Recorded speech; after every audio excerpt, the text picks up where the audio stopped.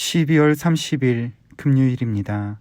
오늘 새벽 우리에게 주시는 하나님의 말씀은 유다서 17절에서 21절까지의 말씀입니다. 1월 9일 월요일입니다. 오늘 새벽 우리에게 주시는 하나님의 말씀은 갈라디아서 2장 17절로부터 21절까지 말씀입니다. 만일 우리가 그리스도 안에서 의롭게 되려 하다가 죄인으로 드러나면 그리스도께서 죄를 짓게 하는 자냐? 결코 그럴 수 없느니라. 만일 내가 헐었던 것을 다시 세우면 내가 나를 범법한 자로 만드는 것이라. 내가 율법으로 말미암아 율법에 대하여 죽었나니 이는 하나님에 대하여 살려 함이라.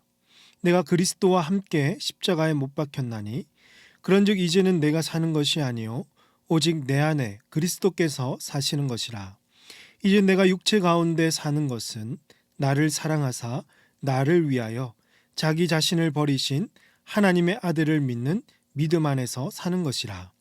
내가 하나님의 은혜를 패하지 아니하노니 만일 의롭게 되는 것이 율법으로 말미암으면 그리스도께서 헛되이 죽으셨느니라. 아멘.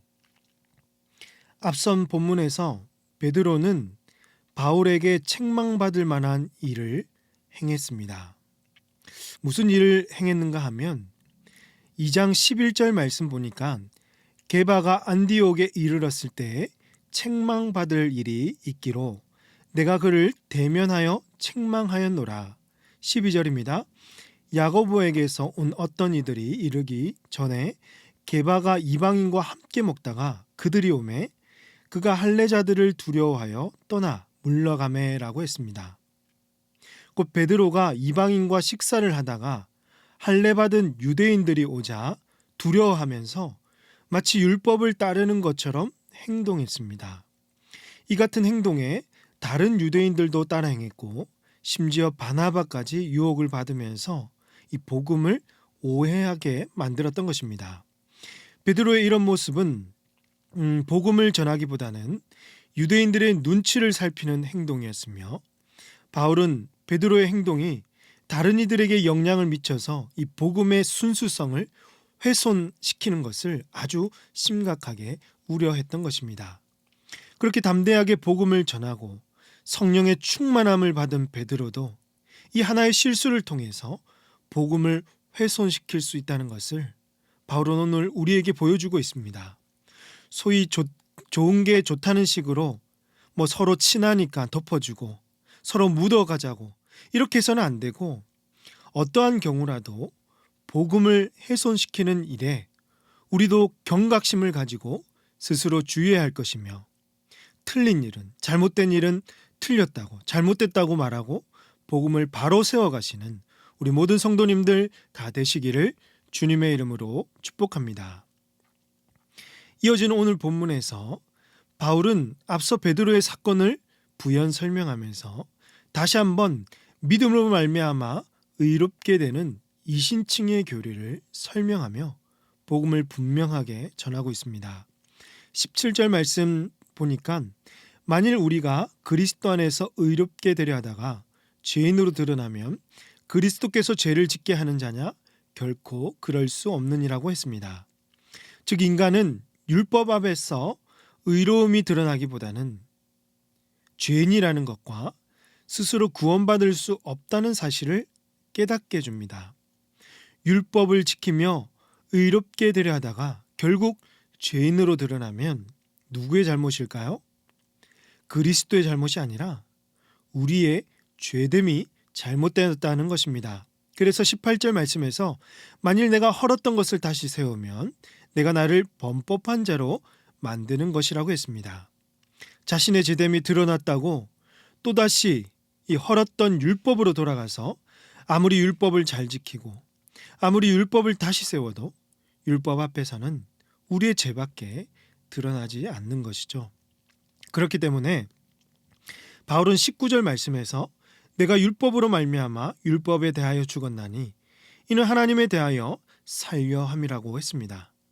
성도는 율법을 온전히 행하지 못하기 때문에 율법의 정죄를 받아야 하지만 우리 사랑하는 예수님이 저와 여러분 온 성도를 사랑해서 스스로 십자가에서 정죄와 심판을 받으셨고, 이 예수님을 믿는 성도들은 율법의 정죄, 심판에서부터 해방되어서 하나님을 향한 새로운 삶을 살아갈 수 있게 되었던 것입니다. 이런 고백이 오늘 우리가 잘 아는 갈라디아서 2장 20절 말씀이죠. 다 같이 한번 읽어보겠습니다. 내가 그리스도와 함께 십자가에 못 박혔나니 그런즉 이제는 내가 사는 것이 아니요 오직 내 안에 그리스도께서 사시는 것이라. 이제 내가 육체 가운데 사는 것은 나를 사랑하사 나를 위하여 자기 자신을 버리신 하나님의 아들을 믿는 믿음 안에서 사는 것이라. 아멘.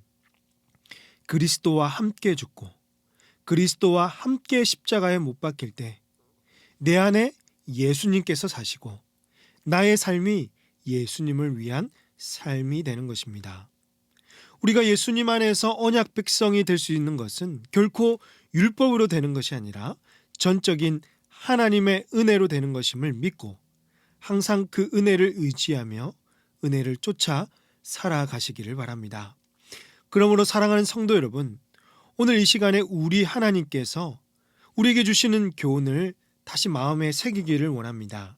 첫 번째로, 우리의 어떠한 의로운 행위도 스스로 구원할 수 없다는 것입니다. 스스로 생각하기에도 어떤 부분은 남들보다 좀 뛰어나고 의로운 행동을 할 때도 있고, 그 뛰어난 행동을 보면서 남들이 칭찬하는 경우들도 있습니다. 분명 남다른 부분이 있을 수 있지만 하나님 앞에서는 모두가 다 죄인이라는 것이죠. 결코 의롭지 않는 것입니다. 행위를 드러내면 낼수록 결국 자신의 추함과 어리석음이 드러날 뿐입니다. 예수 그리스도를 믿는 성도는 이미 율법에 대하여 죽고 하나님 앞에서 살아가는 자들입니다. 그렇기 때문에 두 번째로, 날마다 예수 그리스도의 십자가를 생각하고 그분의 은혜를 쫓아 살아가시기 바랍니다. 우리는 한순간도 하나님의 은혜가 없으면 살아갈 수 없는 사람들입니다. 그리스도와 함께 십자가에 못 박히고 그분의 은혜를 따라 살아갈 때 주님이 내 안에 살아계시고 내 삶을 인도해 나가실 것입니다. 매 순간 하나님의 은혜를 구하시며 내가 약한 가장 그 순간에 주님께서 더욱 우리를 강하게 이끌어 가실 것입니다. 이 믿음을 가지시고 이번 한 주간도 하나님의 은혜 안에서 주를 위해 살고 주를 위해 죽는 복된 우리 모든 성도님들 다 되시기를 주님의 이름으로 축복합니다. 기도하시겠습니다. 하나님 아버지, 한 주간의 시작을 주님 앞에 나와 예배하며 기도하게 하시니 감사합니다. 우리의 삶, 우리의 행위를 보면 정말 주님 앞에 죄인임을 고백할 수밖에 없습니다.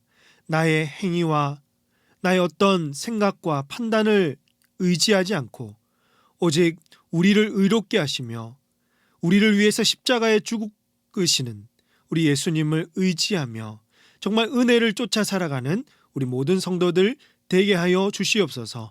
이번 한 주간도 정말 십자가와 함께 걸어가며 주를 위해 살고 주를 위해 죽는 우리 모든 성도들 되게 하여 주시옵소서.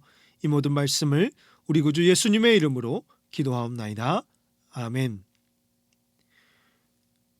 오늘 말씀을 기억하시며 기도하시고 주간 기도 제목에 따라서 부산과 민족, 우리 성도들의 한 주간의 삶을 위해서 기도하겠습니다.